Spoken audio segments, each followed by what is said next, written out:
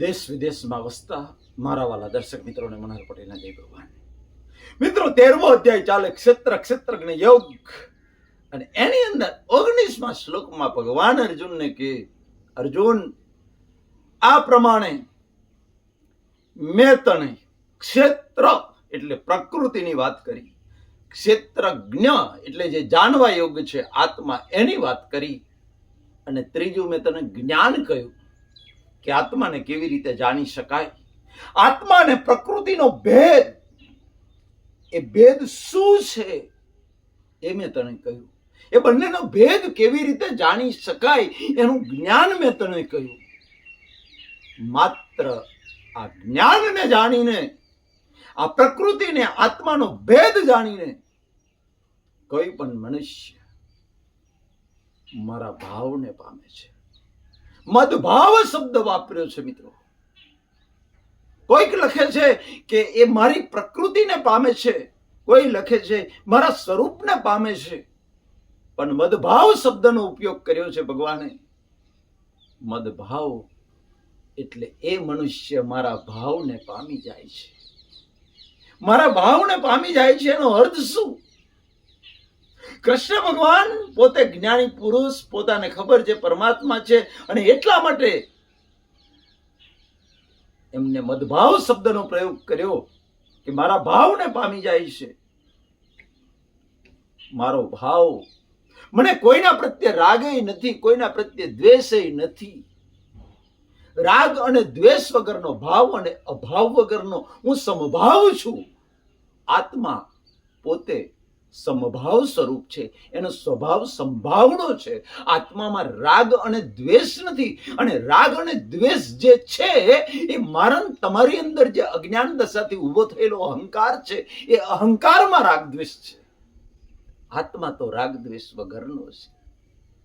ભગવાન કહેવા માંગે છે, જેને ક્ષેત્ર અને ક્ષેત્રજ્ઞ પ્રકૃતિને આત્માનું ભેદ વિજ્ઞાન ખબર પડી ગઈ, જે જાણી ગયો કે પ્રકૃતિ શું છે, આત્મા શું છે, એ જાણી ગયો, એના જીવનમાંથી રાગ દ્વેષ નીકળી જાય, સંભાવ ઉભો થઈ જાય. સંભાવ ઉભો કરવો ના પડે. સંભાવ તો મારો સ્વભાવ છે. એટલે બોલ્યા મદભાવ.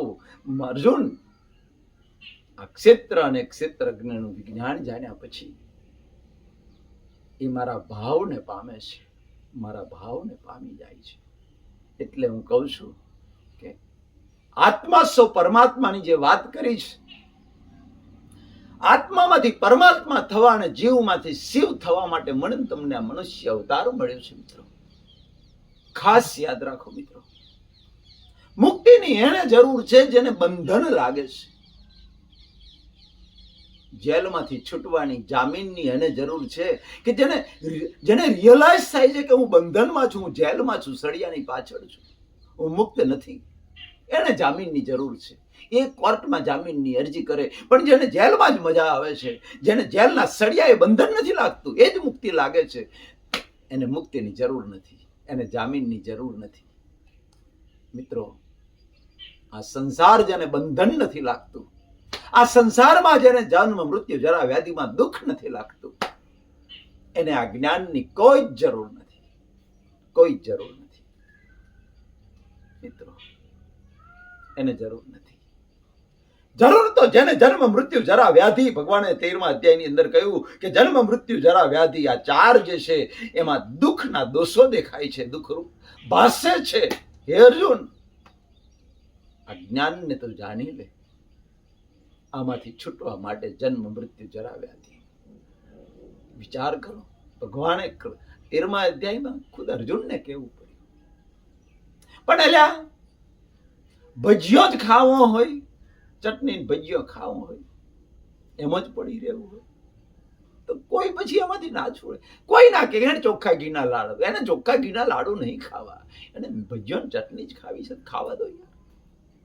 કુદરત કે છે તને આ સંસાર બંધન ના લાગતો હોય, સંસાર તને મુક્ત લાગતો હોય, તો તારે સંસારમાંથી છૂટવાની જરૂર નથી. સંસારમાંથી જેને બંધન લાગે છે એ મુક્તિના ભાવ કરી શકે. ભગવાન કહે છે માત્ર આ વિજ્ઞાન જાણવાથી, ક્ષેત્ર અને ક્ષેત્રજ્ઞનું વિજ્ઞાન જે 13મા અધ્યાયની અંદર આટલા એપિસોડમાં મેં તમને કહ્યું, એ જ્ઞાન જાણવાથી, માત્ર જાણવાથી, આવું કહ્યું છે સાહેબ, કોઈ ક્રિયા કરવાની નથી કહી. 19મો શ્લોક વાંચજો, 13મા અધ્યાયનો 19મો શ્લોક. અર્જુન સંક્ષેપમાં, ટૂંકમાં એવું બોલ્યા છે. 19મો શ્લોક ક્ષેત્ર જ્ઞાન વિશે મેં તને ટૂંકમાં, સંક્ષેપમાં કહ્યું. મનુષ્ય આને જાણીને મારા ભાવને પામે છે, એ મારા જેવો બની શકે છે. મારો ભાવ સંભાવ છે. બાર વ્યવહારમાં રાગ દ્વેષ દેખાય આપણને. મહાભારતની કથા સાંભળો દેખાય કે કૃષ્ણ ભગવાનને અર્જુન પ્રત્યે રાગ છે, દુર્યોધન પ્રત્યે દ્વેષ છે. ના સાહેબ, એ તો બહારનો બધો વ્યવહાર હતો, નાટક હતું. અંદર તો પોતે સંભાવમાં હતા. અંદરથી અમને સહેજે દ્વેષ નહોતો, કોઈના પ્રત્યે રાગ, કોઈના પ્રત્યે દ્વેષ, એવું કશું જ નહોતું.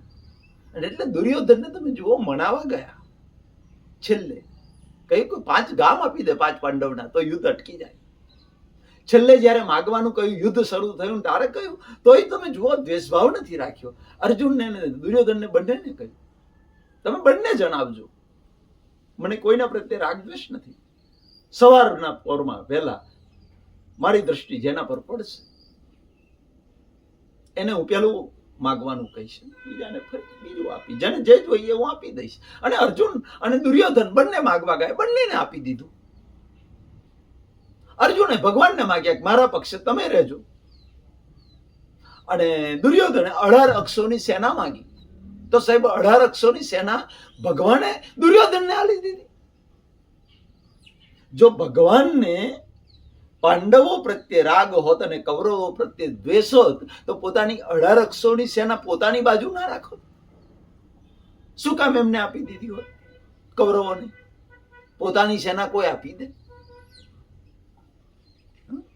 આજે આપણે પાકિસ્તાન સાથે યુદ્ધ કરવાનું હોય તો આપણે આપણી અહીંની સેના, અડધું સૈન્ય આપણે એમ કહીએ પાકિસ્તાનને, ભાઈ લો આ અડધું સૈન્ય તમને આલીએ લડવા માટે, તમારે ઓછું નાનું સૈન્ય છે, લો તમને હાલ દઈએ, અને અમે તમારી સાથે યુદ્ધ, પાકિસ્તાન સાથે યુદ્ધ કરીએ, અને આપણે આપણા સૈનિકો એમને આલીએ, અને એ સૈનિકો આપણી હારે લડે, આપણા સૈનિકો આપણી અમે લડે. આવું ગોણ પણ કરે કોઈ? યાર ના કરે. પણ જો ભગવાનને અંદરથી કોઈના પ્રત્યે, જીવ માત્ર પ્રત્યે રાગ દ્વેષ નહોતો. એટલે તો ઇતિહાસના પાના પર અમર થઈ ગયા. એટલે તો એમની આગળ ભગવાન શબ્દ લાગ્યો, ભગવાન શ્રી કૃષ્ણ બોલાય. જુઓ, કોઈ માન અપમાન કશું નહીં યાર. એ તો સુદામાના પણ પગ ધોવે યાર. ગરીબ સુદામો એનાય પગ ધોવે. દ્વારિકાનો રાજા થયો, સોનાની નગરીનો રાજા, સદાય સુદામાના પગ ધોતા એમને નાનપ ના લાગે, નાનપ ના લાગે. તો ભગવાન પદ મળે. માન, મોટા, અહંકાર બધું નીકળી જાય. એટલે બોલ્યા ભગવાન કે મારા ભાવને પામે છે, એ મારા જેવો બની શકે છે. 24 કલાક મને જે અંદર ભાવ વર્તે છે, એવો ભાવ એ માણસના વર્તશે જે ક્ષેત્રજ્ઞ અને જ્ઞાનને જાણી જશે. મેં તને ટૂંકમાં કહ્યું અર્જુન, બસ વિચાર કરો સાહેબ. માત્ર જાણવાનું કહ્યું છે. હું વારંવાર કહું છું કે આ જ્ઞાનને માત્ર સમજો, જાણો. માત્ર સમજવાનું છે, કોઈ ક્રિયા કરવાની નથી, કોઈ મહેનત કરવાની નથી, માત્ર સમજવાનું છે. સમજ કરો બસ. આખી ગીતામાં માત્ર ને માત્ર આ જ્ઞાનને ભગવાને સમજવાનું કહ્યું છે દરેક મનુષ્યને.